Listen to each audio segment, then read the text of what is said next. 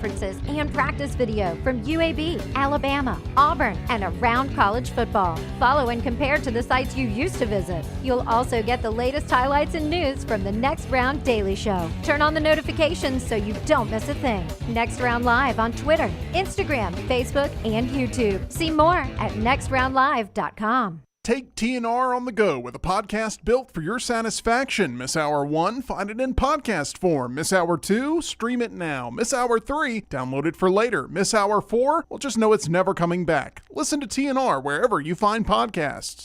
Start your day online with our website, nextroundlive.com, for the latest videos, podcasts, and college football stories. It's also a great way to stream the show or shop in the Next Round store. Stay connected by visiting nextroundlive.com.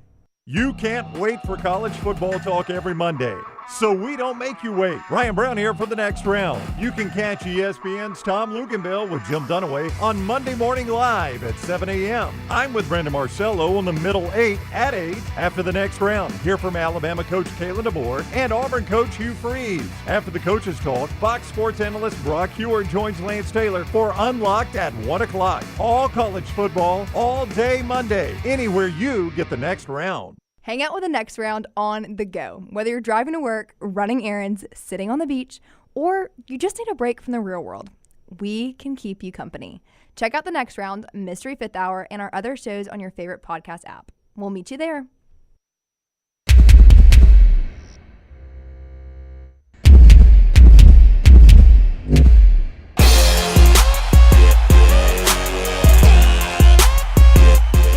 Welcome in to another Monday. It is the Middle 8 with 24/7 Sports at CBS. Brandon Marcello. I am Ryan Brown. It is always the weekends we don't expect, Brandon.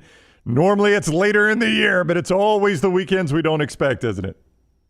Yes. I thought it was going to happen a few weeks ago, but this was just a wild-ass weekend, you know?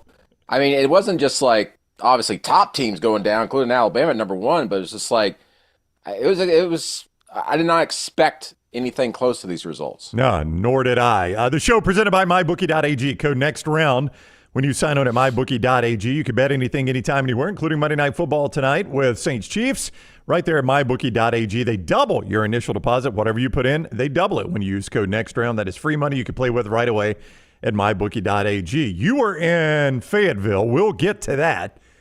Would have otherwise probably been our lead. But you can't lead with anything but Alabama being stunned by a 3-touchdown underdog in Nashville. I mean, you can't even say what went wrong, Brandon, because so much went wrong for Alabama. Yeah, you know, the thing is, it's like it's such a different type of loss for Alabama because you were just beat. Like, there's nothing like you go, well, we made a mistake here or there, or they won on a lucky play. Nah, you just got your ass beat. You got your ass stomped in, man. And also, you know, I just did not like the way the players were reacting throughout that game by Alabama. I don't understand what's going on there. But, you know, I remember a few weeks ago, I was in a press box somewhere, I can't remember, and we're talking about Diego Pavia, Vanderbilt's quarterback, and I just said, man, that guy's special, and you know, I wouldn't be surprised if they sprout an upset here this season of some sort. They almost did a couple weeks ago at Mizzou. Probably should have, to be quite honest, when you look at that game. And then for it to happen to Alabama and the style for it to happen, I had questions about Alabama's defense. I think all of us did. But man, just simply not being able to get off the field at all. Allowing 12 of 18 conversions on 3rd down, 4th down. It just insanity, very definition of insanity, doing the same thing over and over again, and they couldn't stop it. Alabama's not just got to look in the mirror, but they've got to kind of figure out what they're doing wrong defensively. I have no questions about that Alabama offense. Keep doing what you're doing, but if you're not on the field, you can't do anything. I'm very concerned about that defense in the future there for the Tide. It just baffles the mind, Brandon, to think that you could be 3 of 18 defensively on 3rd down against Georgia just last week. Yeah. I mean, that's not like that was, you know, in the end of August, and now you're 12 of 18 against Vanderbilt 1 week later. Yeah, I understand that. But also, this is a carryover to how the defense was performing in the second half against Georgia, right? It was. And Georgia was much better on fourth down. I mean, to be fair, the true get off the field plays, Georgia was much better on. So there you go. And that's a concern. And we've seen it pop up even earlier in the season against USF and others. You're going, there's something just not quite clicking defensively, especially on the back end. But against Vanderbilt, the other problem is, and everybody will agree with this, they should, is that you were just getting pushed around. I was not expecting that. I was not expecting Vanderbilt to be just outplaying you at every single position on the field practically. The thing is, it's like, if I was Alabama, I wouldn't necessarily be embarrassed, but I would be shocked to the point of questioning my own identity when Vanderbilt doesn't just beat you, but they played harder than you, they were coached better than you, and they were better prepared than you. I would never expect a Vanderbilt program to be that over Alabama. And here we are today looking at Kalen DeBoer going, wow, dude, you're 0-1 against Vanderbilt in your career.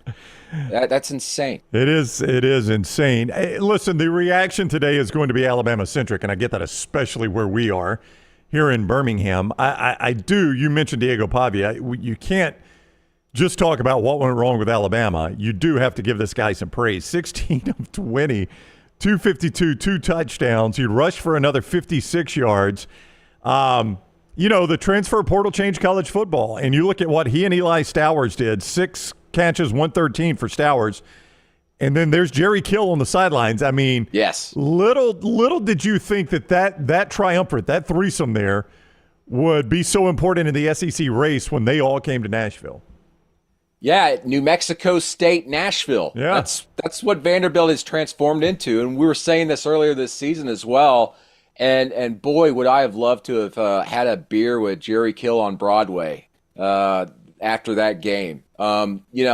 They have helped transform that program as much as Clark Lee has. I think Clark Lee is a fantastic CEO. I have said that for several years now. The results weren't coming in, but the way they were recruiting, the way they were building the roster, he was doing it kind of the right way, the Vanderbilt way that he had kind of identified. But he also was smart enough to go, I got to make some staff changes here. And then also, what's working where I can bring some players in? And he looked at that model there at New Mexico State, had connections obviously out there with Jerry Kill, and said, let's get some of that magic in here. And Diego Pavia, you guys saw the post-game interview. He's always been like that. That guy is just absolutely just fueled with fire. When he pisses, fire comes out, man. And ask New Mexico's practice field about that. But the thing is, it's like he just elevates everybody around him. That's what great and elite players do. He's not an NFL guy. He's never going to play really in the NFL. We know that. But he's like the perfect prototypical college football player you want on your team. So you need to have someone like him at some position of influence on your team to get things going. And boy, he's doing it at the number 1 spot at quarterback for them. And I was saying it before the season. I go, Diego Pavia is probably going to be 3-0 against Hugh Freeze later when they play Auburn, because he's beaten him previously at some couple of other spots. And I remember I had people going, yeah, no way. I go, dude, have you watched Vanderbilt in the first couple of weeks of the season, how hard they play? They look different. They just look different. And I think a lot of people just scoreboard watch. Obviously, you can't watch every game, and not everybody was watching that Georgia State game, but they lost to them. But did you see what happened in the final 2 minutes? Oh, yeah. Vanderbilt went down to go take the lead and everything. And you're like, this guy's just a competitor. They got it going. And then Georgia State legitimately threw the perfect pass into the breadbasket of a receiver where you couldn't have covered it any better, and that's how they won. And Mizzou, they should have beaten on the road, not even in overtime, but in regulation. Yeah, coulda, shoulda, woulda, all that stuff. But I've got a problem. This is a bigger rant I want to go on. But I see the top 25 and all this, and there's a hesitancy among some people to rank a 2-loss team or a 3-loss team, because a lot of them just say, well, you can't do it. Well, I'm telling you, in this day and age, when college football and the parity we are seeing, it is clear there is parity in college football because of the transfer portal, because of NIL. There's more talent than ever in the SEC and the Big Ten. That's a great thing, but it's also more spread out. These veteran teams with some different types of quarterbacks that come in, they can change things overnight for you. And that's why you get the results we got this weekend. Two of those big results in the SEC were because of new quarterbacks coming in and changing those programs, Arkansas and Vanderbilt. So I say that to say this. When we're ranking teams right now, watch the tape, watch the film of these teams, watch how they're growing as the season goes along with new transfer quarterbacks and new pieces. You see them improving week to week, cutting down their mistakes, and then they finally break through and get a big win. They deserve to be ranked. Don't judge them on the way they looked in week 1 or week 2, because that team is different than it was 3-4 weeks ago. Yeah, Vandy at Kentucky next Saturday, or this coming Saturday. They're about a 2-touchdown underdog at Kentucky. I mean, if I'm Mark Stoops, I haven't slept very much. Mark Stoops is an excellent defensive coach, but this team puts you in some conflict. Here's the thing, though, too. Also, I'm surprised by that line that you just mentioned. I did not even know that. That's crazy. Kentucky wants to play ball control. Vanderbilt can play ball control, as Bama just found out. That is a game that could very well be a low-scoring one, but because of the way Vanderbilt's able to move the ball against everybody they've played this season, that's a bad matchup, in my opinion, for Kentucky. Yeah, Kentucky wants you to play against your wills and your wishes. Vanderbilt's willing to play that way. That's a bad matchup for Kentucky. Yeah, Kentucky right now at mybookie.ag, a 13.5-point favorite in that game. To your point about the total scoring, the total is 46. So not one of the higher scoring games in college football. That's about right. Yeah, that's good. But 13, wow. Yeah, 13.5. That feels. I mean, jump on that line now before it starts going down. I'm telling you right now. Jump on it. That's how Vegas was built. This is why those hotels are so nice and that food is so cheap. Hey, listen to me. I am the expert. I am the master. I lead CBSSports.com's picks so far here midway through the season against the spread. I don't bet money because journalistically and ethically I can't or whatever. Right. But boy, I'd be rich as hell right now if I could. Yes. When you have money on it, it's easy. Right. That is the point spread. Vanderbilt, a 13.5-point dog at Kentucky. For the record, Alabama, it opened around 22.5 as they take on South Carolina, just if we're going to look ahead for both teams. 11 a.m. sleepy start, 21.5 is your point spread there in Tuscaloosa for Alabama and South Carolina. All right, we'll move on because Brandon was in Fayetteville. We want to talk about that game. MyBookie.ag is where I'm getting all those point spreads.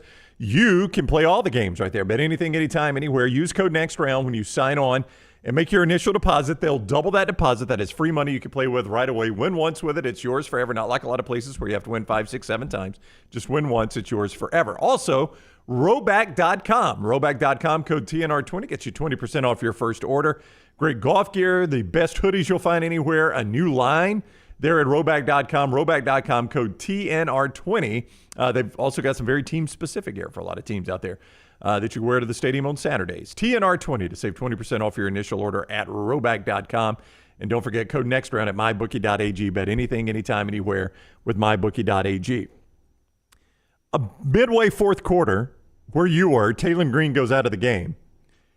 And I'm thinking, man, that was a heck of an effort by Arkansas. They left way too many points on the field in the first half. But Tennessee is going to sneak out of this one. In a lot of ways, because of the way that all went down, that was just as shocking an outcome to me that Arkansas, with a backup quarterback basically for the fourth quarter, was able to pull that one off against Tennessee. Yeah, I went into this game thinking Arkansas would cover, which obviously they did, because I kind of knew what they were going to do defensively against Tennessee. And they did that and more. And right before Taylor Green went out, he hit some perfect passes down the field to set them up. And he tried to come back in after that low hit to his knees. And he came back in for one play, just try to get it out, but he could barely stand up and walk. And so they had to pull him and bring in the backup, Malachi Singleton, who that guy could be a fumbling machine for you. And on that very final drive, when they're saying, all right, we're going to throw one quick pass here, a quick tunnel screen, and then we're going to just try to run it and hopefully get in field goal range, he was perfect. He hit that flare screen perfectly. The receiver got great yardage after the catch, 13 yards. And then here's the other thing, Brownie. They didn't just have their backup quarterback in. They had their backup running back in because Jaquindon Jackson was cramping up really bad, and they were trying to hide it, but he was cramping really bad. In fact, when they rushed the field, Jaquindon Jackson, I spotted him hanging out with some fans or whatever, and I got him on tape trying to interview him, and he had to keep stopping because he was cramping so bad, trying not to fall down on the turf. So they bring in their backup running back in, and what's he do? He turns off a run of 24 yards, another one for 11, and then Tennessee, realizing that it's just a chip shot field goal at this point, says, all right, let's let Malachi Singleton score here if they get inside the 5. And they did that, and they're like, we got our 3 timeouts. We got an opportunity with this offense. The problem is that offense wasn't doing anything all night because of the game plan by Travis Williams, the defensive coordinator. I talked to him after the game. He called me up. T-Will called me up after the game, right? I'm in the press box. I'm going, man, congrats. How the hell did you do that? I hear you guys put in some new things. He goes, oh, yeah. He goes, Sunday night, I went to Coach Pittman, and I said, I've been watching this Oklahoma film against Tennessee, and they were doing some things, and we need to install a new package. He's like, go for it, man. Let's do it. So players come in on Monday, and T-Will goes in front of the defense and goes, all right, guys, we're installing a whole new defensive alignment. We're going to run a 3-2-6 this week. You got 4 days to figure it out and learn everything. And it's on us as coaches to teach it to you and perfect it. And the thing is they still have a lot of players on that defense. Landon Jackson, some of the seniors up there that played in a similar system previously a couple years ago under Barry Odom. And so they got pumped. He said they were excited in that meeting room when he told them that. And he said they just bought in immediately. So they installed this 3-2-6. He said, we got 4 days to learn 4 plays. That's all I'm going to throw at you. 4 plays in this 3-2-6. And he said, I didn't know how much we were going to use it. We were wanting to trick Tennessee into thinking they had to run the ball against this 3-2-6 because I felt good about having 3 linemen up there be able to get enough pressure. And he says, when they get in 12 personnel, I know we got a chance to win the game. And sure enough, Tennessee started getting that 12 personnel, and they couldn't do anything. They were throwing the ball underneath, getting some things, but they kept everything practically in front of them. And except for one explosive play, which was a run play where 2 players read it wrong, Arkansas shut down the number 1 offense, scoring offense in the country just with 4 plays. T-Will told me that they ran that 3-2-6 on 60% of the plays, and they just mixed up those 4 play calls, and they got it done. It's remarkable. I was thinking watching that game, this guy, and I know the Broyles Award is based out of Arkansas right there. I'm not entirely sure how the voting is done. I don't know if it's done by I think it's national, isn't it? Yeah, there's a committee of a bunch of former coaches and some media across the country. Yeah, I mean, he's got to be up for it. This guy, he has done a phenomenal job with that Arkansas defense. And I mean, it's not just like you have to look past things. No, you just watch them. And that defense, Bob Petrino got a lot of pub for coming back. That defense is why they're winning football games. You're exactly right. It's why they were in the Texas A&M game earlier this season. And then save for maybe that Oklahoma State game late, the defense has been fantastic in every game. And Oklahoma State was able to score points because the offense was doing just a bad job with turnovers and everything. That defense has been phenomenal for them, especially considering some of the pieces they've got and some of the weaknesses they have. I mean, they lost all but, I think, 1 or 2 linebackers to the transfer portal this offseason. And he brought in a few guys to help curb that. They've done a remarkable job. And maybe I'm just too close to T-Will, knowing him from his Auburn days and everything. But he's legitimately like a top 5 defensive coordinator in college football today, especially, as I said, for what he's doing with what he's got at Arkansas. And they've just they've made everybody they've played uncomfortable offensively, and especially Tennessee. I mean, holding them to like 320-something yards, 330 yards off on offense, including 76 yards in the first half, the lowest total ever under Josh Heupel. A remarkable job by T-Will. So on let me just start here with Tennessee. Like in real time, I thought, oh my gosh, they just let Arkansas score there. And then Herb Street said it, and I'm like, okay, at least I confirmed what I saw. And then I thought in real time, I'm like, you don't often see that in college. You really don't often see it in football, maybe more in the NFL because of the clock rules there. But in real time, I'm like, I think it was the right move. And I've seen some criticism since. You were there in the stadium. That was the right call, right? To let them score to get the ball back? If they knew what I knew, no. Well, that's true. I say that because of this. It was very clear. I mean, hopefully they had coaches in the box that saw this. Arkansas's field goal kicker. Oh, yeah, not good. Pulled his groin, hurt himself. Yeah. And so a field goal, even if it was a chip shot, was not a sure thing because they were going to send him out on the field to kick that thing with no time remaining or 3 seconds remaining, if they were to tackle him at the 1 yard line. But I do think, it was very clear. Tennessee did let him score. Heupel even said so after the game. And they tried to arm tackle Singleton, like around the 5 or 7 yard line, something like that. And then once he got through there, they all pulled off, which they did what the coaches told them to do. But I don't know. I probably would have still tried to force them to kick a field goal because they got a great defensive line. We all know that. But, offensively, you just weren't doing anything all night. And to all of a sudden think that you were going to be able to drive 80 yards or something like that in the final minute, even with 3 timeouts. I know you got a lot of confidence in Nico Iamaleava, but he wasn't getting it done because of that defensive alignment that the Razorbacks were using.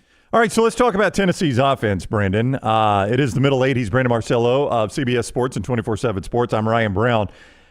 69 against Chattanooga, 51 at the neutral site against NC State, back home for 71 against Kent State. But once they got into SEC play, granted with 2 road games, 25 against Oklahoma, 19 against Arkansas.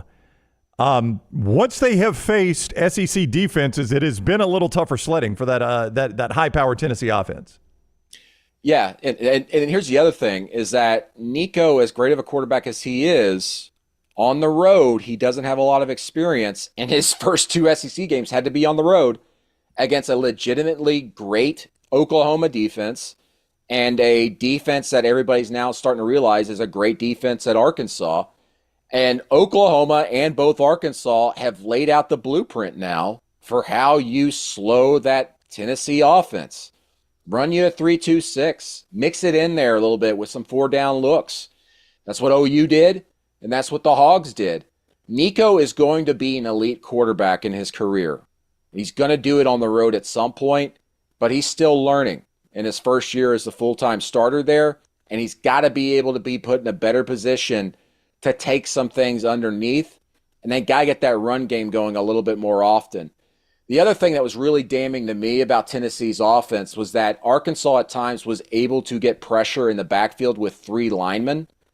And that's not good. Arkansas was one of the worst as far as pressure percentage on snaps this season because of the way they play, and yet they were still getting in the backfield and frustrating Nico a little bit.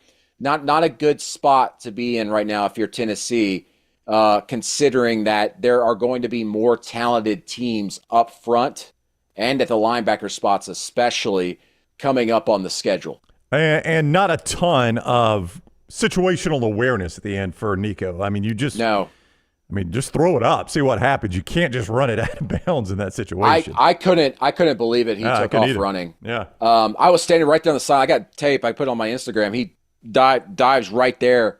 I'm like, what is he doing? Just throw it up. You got to throw it up. But also, I mean, Arkansas played it perfectly. I mean, they had everything defended downfield. No one was open. No one at all. And then the other thing I want to say is that Arkansas's offense, Bobby Petrino can scheme it all up. He gets guys open all the time. There were 3 plays in that game where Taylon Green just absolutely overlooked a wide open receiver. There was one that was going to be an easy touchdown where they had to settle for a field goal attempt, and they missed a field goal, I think, on that drive too.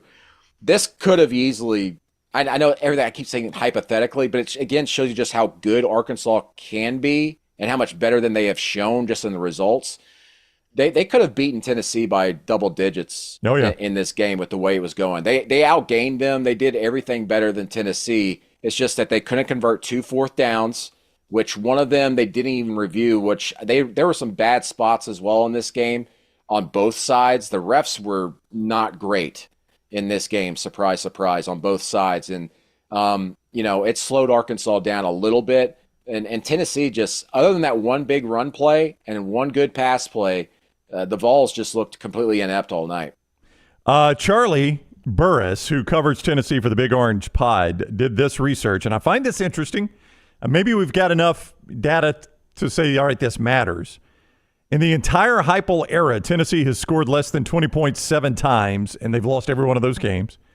5 of those 7 have been 2:30 Central, 3:30 Eastern starts or later, and all on the road. The other 2 were against Georgia. And he says Heupel has got a problem with night road games. Crowd is a factor. Listen, you go to a lot of games, Brendan. There's a difference between 11 a.m. crowd and a 7 o'clock crowd, right? So that's a factor, but that is a weird trend for him that these night road games have tripped his offense up badly. Yeah, and there were 4 false starts, or 4 penalties, I should say, that were caused by the fans at Arkansas.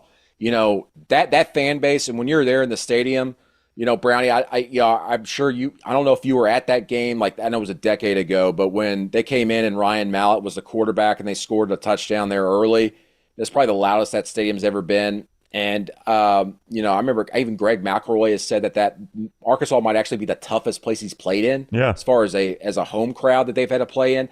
That place is like a sneaky good atmosphere for huge games, and the fans showed out for Tennessee. That was their opportunity. There was a lot going into that game for them that got them charged up. It was the 25th anniversary of them beating Tennessee in 1999 on a post drought to win 28-24, the same score that they lost to number 1 Tennessee on the road the year prior when Arkansas was undefeated and trying to make a run to the national championship themselves in the first year under Houston Nutt. A lot of those old timers there, they showed up. And I'll tell you, there was a lot of emotional Arkansas fans after that game because of all the history that was involved. They were really pumped up. Other than maybe the Texas game later this season, I'm not sure they're going to have a better crowd. But, they get a bye week now, and then they get LSU at home. And that's an opportunity to show that, hey, we have turned things around. And that's honestly a pretty good matchup for Arkansas considering what they're doing defensively right now. Yeah, as Kirby Smart rightfully said after the game Saturday, nothing in the SEC surprises me anymore. So if you tell me Arkansas wins that game, it doesn't shock me. Hey, I was talking to Greg Sankey on the sideline before the game, and he had his phone out, like all of us, following the Vanderbilt-Alabama game, right? Yeah. And I said, and he was looking at his phone, I go, what do you think of that? And he just said, we'll see. And then I ran into him again at halftime when that game was over, and he said, hey, anything can happen in college football. It really can. And it's a different sport now. Especially now. Exactly. Yeah. It's a different sport this year than it was 2 years ago. All right, so that's only 2 games. We've done half an hour now, and we've only covered 2 crazy games. Texas A&M just destroyed Missouri. We'll discuss that. Miami up against it at Cal. Pulls another one out of the fire, perhaps with help from ACC officiating. We'll discuss that. Michigan has got no quarterbacks. They got 3 bad quarterbacks. How did this happen? We'll discuss all of that on the Middle 8. It is presented by mybookie.ag. Code next round. When you sign on to mybookie.ag, you make your initial deposit. They will double that for you. That is free money you can play with right away. Win once with it, it is yours and yours forever at mybookie.ag. Code next round when you sign on. Bet anything, anytime, anywhere with mybookie.ag. All those games I mentioned, Brandon's top 12, and a peek ahead to what in the offseason we thought was going to be the biggest weekend in college football. That is all next on the Middle 8. Follow Dunaway on Twitter and Instagram at jimdunaway.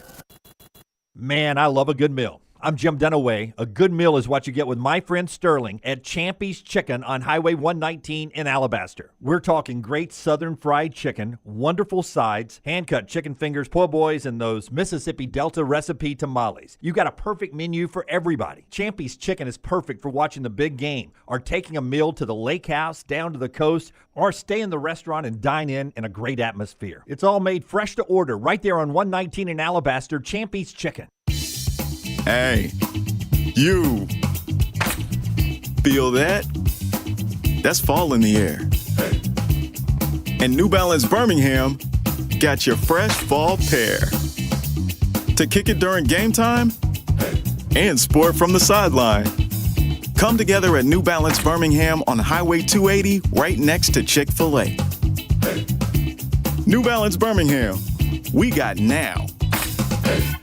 Hey, there's nothing worse than waking up to a plumbing problem. Don't get caught in a flooded house. Call the guys at Hemphill Services. Adam, Chad, and the team at Hemphill are the only ones I trust to fix it and fix it right the first time. Hemphill Services does it right and always at a fair price. For all of your plumbing, cooling, and heating needs, trust the name that Birmingham has trusted since 1954.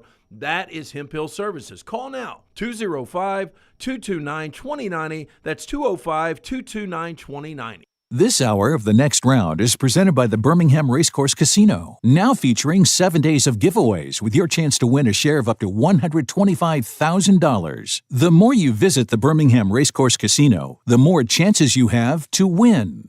By now, you guys know how I feel about my fashion. However, did you know that I care about your fashion choices? Cargo shorts are out, flip-flops are only appropriate on the boat, and please throw away that stained t-shirt from college. You may be thinking, EG, that's all I own. What do I do? Here's what you do.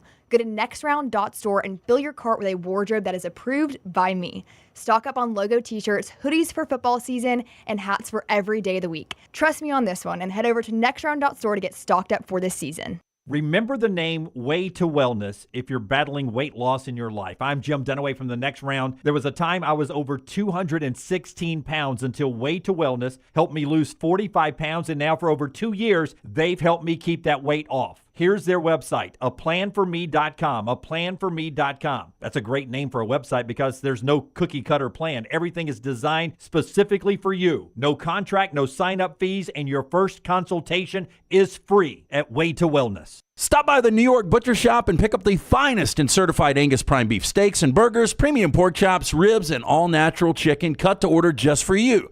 Their chef-prepared entrees and side dishes are the perfect dinner-to-go choice for your family and are ready to heat at home.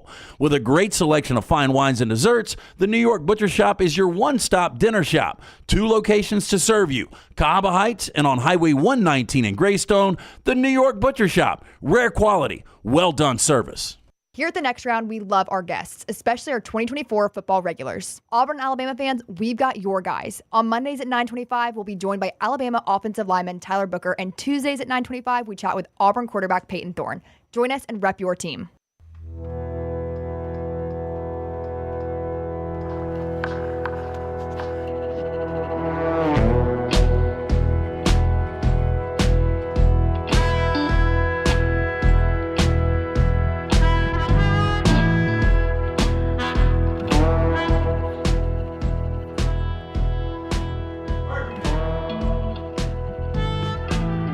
We continue on the middle 8, presented by MyBookie.ag. Code next round when you sign on at MyBookie.ag. Get that double deposit bonus. They double your initial deposit right there at MyBookie.ag when you use code next round. Bet anything, anytime, anywhere. MyBookie.ag. Code next round.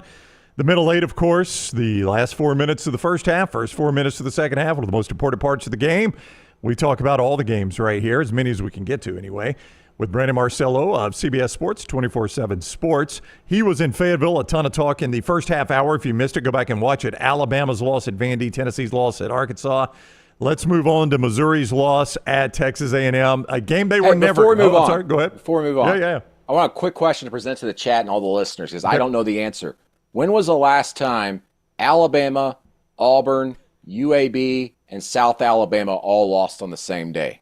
My wife asked me that about Alabama and Auburn because those games going on at the same time, and she's like, "My goodness, when's the last time Alabama and Auburn have lost on the same day?" I was like, "Well, you know, over the last 15 years, Alabama generally has lost like one game a season, so they have very much narrowed the odds on that one." I honestly don't know the answer. I can find it perhaps, but I don't know the answer. Very bad day for the state. Yeah, and, you know, embarrassing loss for Alabama to lose at Vandy. Maybe the most embarrassing loss in UAB football history Saturday in Protective Stadium against Tulane. I mean, 71 points, Brandon. And meanwhile, Bryant Vincent at ULM is 4-1. That's right. Just beat James Madison, UAB, which is a huge win. And UAB's doing what they're doing under Trent Dilfer. That has been noticed. That has been noticed by a lot of fans. I'll just go ahead and tell you that. I tell you, though, a guy I really like, and he came on the show this week. We loved him at Troy. He's a phenomenal interview. We love having him on the show. Is John Summerall. That guy, he's a really good football coach, and he's already done a heck of a job at Tulane. Yeah, absolutely. And, he had to bring in some transfers in the spring transfer portal defensively. He was telling me earlier this season that I think he had 4 guys brought in. 4 of them are all now starters on defense. He said if we didn't have those 4 guys, there's no way we're even fighting for bowl eligibility this year. We've had much lower expectations, but I know he's probably trying to talk down on himself there, but we all know John Summerall is a great, fantastic coach, and he's proven it right now at Tulane. So if you look at the SEC standings this morning and you're like, what did my loss over the weekend do to me? You don't find Texas at the top. You don't find Alabama at the top. You don't find Georgia or LSU or Ole Miss at the top. You find Texas A&M at the top. The Aggies are 3-0 and absolutely smoked Missouri. 41-10. It was never a game. Missouri was never once in that game. Such an impressive home win by Mike Elko's squad. Yeah, and just did it Mike Elko's way, man. They shut Mizzou's offense down. Brady Cook had his worst game of his career at quarterback for Mizzou. And, all of us were sitting there throughout the season going, man, if all the top 10 teams, Mizzou and maybe Michigan were the ones we were all wondering, like, do they even belong here? And Mizzou finally goes on the road away from home and just puts down a turd on the field there.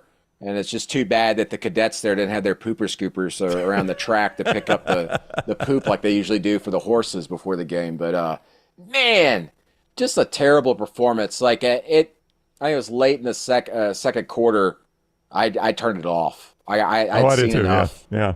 I'd seen enough. I knew what was going to happen, and also was just so impressed with A&M. And how about Connor Wigman, man, coming back from injury and just being on point? They decided to start him. I'm going, what are they doing? Marcel Reed's your guy. He can, and then Connor not just carved him up, but ran the ball effectively and well in great spots. And watch out for A&M. I was talking to Jimbo Fisher a couple of weeks ago, and he was telling me that A&M team is one to look out for. And he would know. He was that coach there, but sure enough, they're looking the part right now. I mean, can you imagine how big the game against Texas might be near the end of the season now? With them playing for the first time in more than a decade, and also potentially for a spot in the SEC championship game. You mentioned Wegman, 18 of 22, 276. He rushed for another 33. That's a 300-yard day out of him, which I didn't know Connor Wegman had a 300-yard day in him against an SEC opponent. Me neither. But the more impressive to me was just like how in control he was of that game. Yeah. 15 of his completions were in the first half, and then they coasted from there. But like everything you'd want him to do, he did in the first half, and more so against a good Mizzou defense. I'm not going to say it's great, and I'm more interested, to be quite honest, with how Mizzou responds after this than I am see what Texas A&M could do, because I think Texas A&M is going to be in the thick of things either way at the end of this month. But man, Mizzou, that thing could tank quickly if they don't get it together. Yeah, when you looked at them in the preseason, and we did this a lot, you're like, man, that is about as favorable an SEC schedule as you can get. And they were extremely fortunate to survive Vandy. They get run out of the stadium against A&M. There were some alarming things in that game, too. Like, while you were still watching it, and I was too, Luther Burden III, their best player, catches what he thinks is a long touchdown pass. It gets called back. They've got 2 critical plays. He's on the bench sulking after after getting that touchdown call back. I mean, I get, all right, you have to miss one play. I've just run 70 yards. I've got to be out one play. But then it comes back, and I think, Brandon, it was like a 3rd and 3 or 4. And, boy, they were in desperate need of a first down. And he's still on the sidelines. I mean, that's alarming to me from your best player. Yes, and that's nothing new. It goes back to last season, behind the scenes, too. So I've got big questions about Mizzou. I'll just leave it at that. Sounds like it. You mentioned Texas A&M. I'm trying to pull up the point spread. They're at Mississippi State here. Coming up next, they've got a bye, and then they are at Mississippi State, I believe, if I am correct on that one. The remainder of their schedule, and I am right, they do have a bye this week. The remainder of their schedule, they're at State, and keep in mind now, this is a one-loss Texas A&M team to Notre Dame. They are at State. They host LSU. They're at South Carolina. They host New Mexico State. They are at Auburn, and then the game against Texas. I see a lot of winnable games before they get to Texas right there. If you tell me that's maybe like 10-1 versus 10-1 in that game, Scott is showing the schedule there. That is doable for Texas A&M. This is a team right in the thick of the college football playoff discussion. Yep, absolutely. And don't we think that a 2-loss team is going to end up being in the SEC championship game this year? It's starting to look that way, yes. Yeah, it's starting to look that way. And here we are, A&M's 3-0. They've got room to have a mistake, a hiccup still on the schedule for them. Texas A&M's that team right now, when we look at the SEC, that could be that 3-loss team that ends up making the playoff. That could do that because they have that previous loss to Notre Dame. And I'm not saying Notre Dame's great, but Notre Dame's a top 15 team right now, even with that loss to Northern Illinois.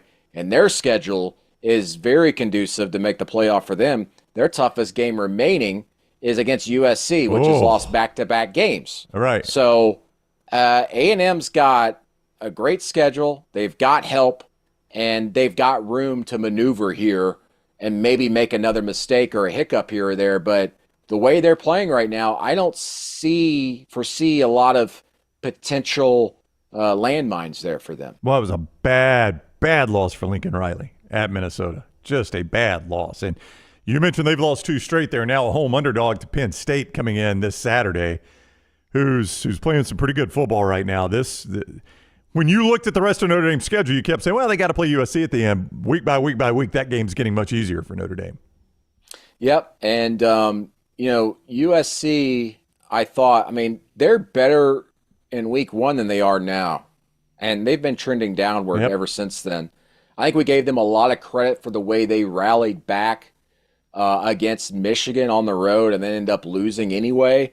But they've got some big issues there. And I don't think Miller Moss is enough to get them over the hump in some of these games with the way they're playing. The Middle 8 is presented by MyBookie.ag. Code NEXTROUND when you sign on at MyBookie.ag and use code NEXTROUND to get that bonus. You make your initial deposit. They double it for you at MyBookie.ag with code NEXTROUND. Bet anything, anytime, anywhere. MyBookie.ag. We've talked a lot of point spreads coming up next week. But you also got Monday Night Football tonight as the Saints visit the Chiefs. You can play that right now at MyBookie.ag. When you use code NEXTROUND, they double that deposit. MyBookie.ag, code NEXTROUND. If you stayed up late night, a lot of people went to bed because they thought Cal had this thing salted away, and they woke up Sunday morning before they went to church. They looked at that score, and they're like, what in the world happened? I'll tell you what happened. Cal's offense shut it down in the fourth quarter, and Miami stormed back yet again, 39-38 for the win at Cal. First of all, before we get to an emerging storyline with Miami, Cam Ward was tremendous down the stretch for them. He ended up with 437 pass yards and brought them back on the road, which was a tough environment. It was a great comeback. I know everybody's focusing on the missed calls or whatever by the ACC officials, but let's not discount what Cam Ward did in the fourth quarter. They're the first team in the FBS this year to come back from a 20-plus point deficit in the fourth quarter. All other teams were 0-138 in similar circumstances this year. Cam Ward is special, and it's great to be great, but it's even better to be lucky. And Miami is really rubbing that clover leaf quite a bit these last 2 games, coming back the way they did against Virginia Tech, and obviously this huge comeback at Cal. I mean, insane numbers. 277 yards by Cam Ward in the fourth quarter. By himself, 277 yards and 3 touchdowns, Cam Ward. And incredible stuff in that comeback for them. And Cam Ward actually bumped up in my Heisman list at this point. I got him number 3. He overtakes Jalen Milroe on that spot after this past week. But, yeah, I know everybody's focusing on the officials late, but don't let that overshadow what Cam Ward did in that second half. Magical stuff. Yeah, 13 plays, 29 yards in their fourth quarter possessions for Cal. That's how you end up losing a game, when you just can't extend drives, and Cam Ward got hot. Now, there was some officiating in this game. Let's discuss it. First of all, there was a targeting no call that, right. And frequently, Brandon, I am confused by targeting. I see hits that look like targeting. They're not called targeting. I see hits. I'm like, surely they're not going to use targeting there, and they do. So maybe I'm the wrong person to ask this. But when I saw that replay, that clearly looked like targeting to me. Maybe. I can understand the officiating's ruling on that and their explanation of it. I also say that I think that a lot of these referees, and especially when they're back home in their replay booth and everything, they are so hesitant to do something that's going to drastically change potentially the outcome of the game or to slow something that's obviously happening to them on the field. So some human nature comes along with that. And that's a big moment. It's a huge moment, yes. And then, of course, the other play we'll probably talk about. But I can't tell you how many times, if you're standing field level especially, like even at Tennessee-Arkansas game, I was standing field level for Tennessee's final drive. There are so many calls those refs are swallowing their whistle on. There was a blatant hold by a Tennessee tackle against Arkansas on their first or second play of their final drive, and the ref is standing right there looking right at it, and I could tell he's thinking in his head, I need to throw the flag. No, I'm not going to do it. That has got to be going through their head. Even these things are clear as day, and I think even more so when you have to review something like that even they don't want to be the ones who completely change the outcome of a game. The other play you were mentioning, I believe, is on the game-winning touchdown by Cam Ward. Yeah. Line of scrimmage is around the 5, might have been a hair inside the 5. Yeah. Yeah. You go watch the play, and I think a couple of linemen made it to the end zone before the football did, and that is concerning. And I know when the field gets compressed, the old lineman downfield probably becomes more difficult to call or less likely to call. But Yes. if I'm a Cal fan, I look at that and I'm like, all right, I know you give them a little leeway here, but that's almost a full 5 yards downfield. It's also very clear and blatant when the boundary is the end zone. Yeah. For that flag to come out. So as a referee, you're just going, if I see a lineman, That's right. He's gonna be downfield. I gotta throw the flag. Yeah. Yeah. That one is much more egregious, I think, than the targeting one, because that's black and white, literally. Like the end zone's a different color than the field, and you got your offensive lineman or two still blocking downfield. But again, I'm not going to let that overshadow what Miami was able to do and Cam Ward was able to do. And but yeah, the way that game was going, not great. The way that game was going, if that touchdown gets wiped, I could see probably Miami still scoring. That's the thing. Right. That's the other. The Cal was not stopping Miami in the fourth quarter. I agree. Yeah. Let's go to Michigan and Washington. Not only is the show presented by mybookie.ag, code next round to get that sign-on bonus where they double your initial deposit. Also, Roback.com. Great looking gear from Roback.com, and code TNR20 saves you 20% off your initial order. Go look at their team gear for teams like Alabama and Auburn and LSU and Ohio State and many others. Great looking things you can wear all week to work and then wear it to the stadium on Saturday as well. You can find that at Roback.com, and code TNR20 saves you 20% on your initial order. Roback.com, code TNR20, and mybookie.ag, code next round. Michigan is a proud program with a proud history, and I get that their head coach is leaving for the NFL for like 2 straight years, and he finally does it.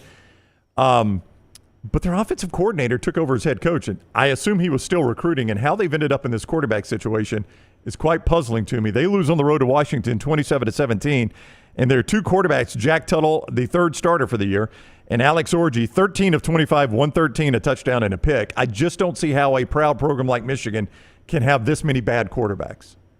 Yes, I agree. But now that Tuttle's healthy and I think they finally have something there. I don't know what the coaches are going to do if I haven't looked at this, even if they've said that Jack Tuttle's a starter moving forward, but he was better. How much better, I don't know. But 10 of 18, I think, 98 yards, 1 touchdown, 1 interception. Much better than Alex Orji as a passer. Alex Orji was 3 of 7 for 15 yards, rushed 3 times for 11 yards. They got a quarterback problem. We all know that. They're one-dimensional. They can run the ball, but they couldn't run the ball effectively as often as they wanted to against Washington. And that's the problem, is that if you can't run the ball, what are you going to do if you're Michigan? Just lean on that defense and hope you can score a 14-13 game, win a game like that? That's not winning football. More results like this are potentially on the horizon for Michigan if they are not able to settle on one guy and be able to open things up just a little. I'm not saying just start throwing the ball down the field a lot and install an air raid, but if it's Jack Tuttle, you can do more things now in the passing game. So there is a silver lining here for the Wolverines, and that is Jack Tuttle potentially could spark this offense a little bit more.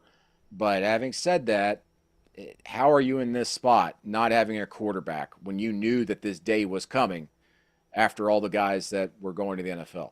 Yeah, it makes very little sense. Bye week for Michigan to get this sorted out, and then Illinois on the road, which they have taken a loss, Illinois has, but this has been a tough defense for some quarterbacks to solve. So if you're Tuttle, your cut loose as the full-time starter at Illinois is not necessarily the best place to do that. Nope, and Brett Bielema is going to be able to get them to play his style of ball, which Michigan almost has to forcefully do themselves because of their lack of an offense, and that's a very good matchup for Illinois. And Illinois, obviously, either a borderline top 25 team or just inside it in some of the polls, and an opportunity there to continue to move up in those rankings and also in the Big Ten standings potentially. Their one setback being, of course, against Penn State on the road, and all of a sudden, we're looking at the Big Ten and going Ohio State, Oregon, and then Penn State. Michigan's not really involved there at this point. And this week, of course, we've got Oregon and Ohio State. And our opinion on one of those teams might differ drastically than it does today. And then maybe all of a sudden we're saying it's two teams, really. Yeah. It's Penn State and then whoever is the winner of that game. We'll look ahead to that game in just a moment, but before we do that, Brandon each week does a power ranking for CBS Sports, and he unveils his top 12 to us, the first half of it, in this show. So let's do that right now with Alabama and Tennessee, who were very highly ranked for Brandon last week, having lost. What happened to the Crimson Tide and the Vols? Here's Brandon's top 12. You move Texas back to number 1. You've got Ohio State 2. We mentioned Oregon 3. That's 2 versus 3 for you. And Miami 4, you drop Alabama all the way down to 6. You drop Tennessee all the way down to 10. Or excuse me, Alabama all the way down to 8. Tennessee all the way down to 10. Let's start at the top, Ohio State and Oregon. We're about to talk about that game. Let's just do it right now. I watched Oregon play Michigan State Friday night, and Dylan Gabriel continues to throw critical interceptions. Yes. That's alarming. But then I watch Ohio State play, and I think they're really good everywhere except maybe quarterback. This is a bit of an unknown quarterback matchup to me. I give the edge to Will Howard still, because he's got some better weapons around him. Dylan Gabriel's got Tez Johnson, and then it's like, all right, someone else has to step up every game. They're solid at running back. Their offensive line does seem to be gelling better than it was earlier this season when they're having to move around so many guys. But again, the one constant there has been Dylan Gabriel, as you said, seemingly making 1 to 2 critical mistakes every single game. And they're not asking him to do a lot in this offense. It's just that it's almost like they've got a Bo Nix clone in there, but he's doing things a little bit like a half step slower than Bo Nix. His processing time, and that leads to an interception here and there and some big mistakes. Oregon's defense, however, is better than it was last season. And so that is the critical matchup in this game to me, is how does Oregon's defense end up matching up against Ohio State's offense, which just has weapons everywhere, a very good quarterback, I believe, and Will Howard. But how the heck do you slow Jeremiah Smith? Yep. I ended up calling him Jeremiah Smith, son of Krypton, this week, because he's just Superman. Every week he's doing things that we haven't seen from a freshman receiver in Big Ten history. Obviously, Ryan Williams is doing the main things at Alabama, but in the Big Ten right now, he's off to a tremendous start. Best, I think, start by a freshman receiver through 5 games in 19 years, if I remember looking back at some stats as far as just catching a touchdown, at least one touchdown, in every single game to start his career. phenomenal stuff, and he's not the only weapon out there. You got Junkins, obviously, at running back. How the heck is Oregon going to be able to slow them down? And the thing is, like, if Gabriel throws 2 interceptions in that game against Ohio State, they lose, and I think they lose by double digits. If he throws 1 interception, I think they probably still lose. But so Oregon, the onus is going to be a lot on Oregon's defense, trying to slow down Ohio State and maybe keep that game somehow in the mid to high 20s. Ohio State, a 4-point road favorite in that night game there in Eugene. One more I want to hit on. It's your number 1 team. Texas is a 2-touchdown favorite at the neutral site in Dallas there over Oklahoma. But, Brandon, this is a game Oklahoma has absolutely owned over the last decade or so. Yes. I think, though, Oklahoma does have a little bit of a spark offensively with Hawkins now at quarterback. And he's had more time to kind of digest things, obviously, with the bye week. But, his first road start being at Auburn, they end up winning that game, but because of a pick 6 in the fourth quarter meltdown by the Tigers, I don't think Oklahoma has much of a shot in this game. The thing that really changes this game is just because of the unique atmosphere at the old Cotton Bowl. And I'm sure a lot of people already know this, but it's legitimately a 50-50 crowd. One half, you've got the support of your team on your side going down the other side of the end zone, and the other half, it's the other side. And so legitimately, this is a game of changing momentums. But if Texas can just get the early momentum and not allow OU to hang around in the first half, they will win this one easily. This has been one of the weekends we've waited on. These next 2 weekends are tremendous, with Alabama playing Tennessee next week and Georgia playing Texas this week, with what we just mentioned with the Red River game, Ohio State taking on Oregon. These are 2 of the weekends in the off season. We're like, oh man, when we get to those weekends, and then buddy, it flies by and you're here before you know it. Here we are to these 2 weekends we've been looking forward to. Yeah, we're at the midpoint of the season. It makes me sad in a lot of ways. I know. And these next 2 Saturdays are separation Saturdays. This is where we're going to see the elite get separated from the great. And I can't wait for it, man. I can't wait. Alabama-Tennessee is still a gigantic game here in a week and a half, 2 weeks, because that game very well could be like not necessarily playoff elimination, but about as close to a playoff elimination game as you can get at this point in the season in this new era of 12 teams. Well, we'll see it all next weekend. We'll talk about it all next Monday on The Middle Eight. He is Brandon Marcello of CBS Sports and 24/7 Sports. Go follow him on social media at @BMarcello. I'm Ryan Brown. We thank you for joining us for The Middle Eight. It's presented each week by MyBookie.ag. Code next round when you sign on at MyBookie.ag. They double your initial deposit. Also, Roback.com, code TNR20. Have a great week, Brandon. We'll see you next Monday. All right, wherever you're watching this, you'll get the next round next. Tons more college football when Lance and Jim join me. We'll see you in just a few minutes on the next round.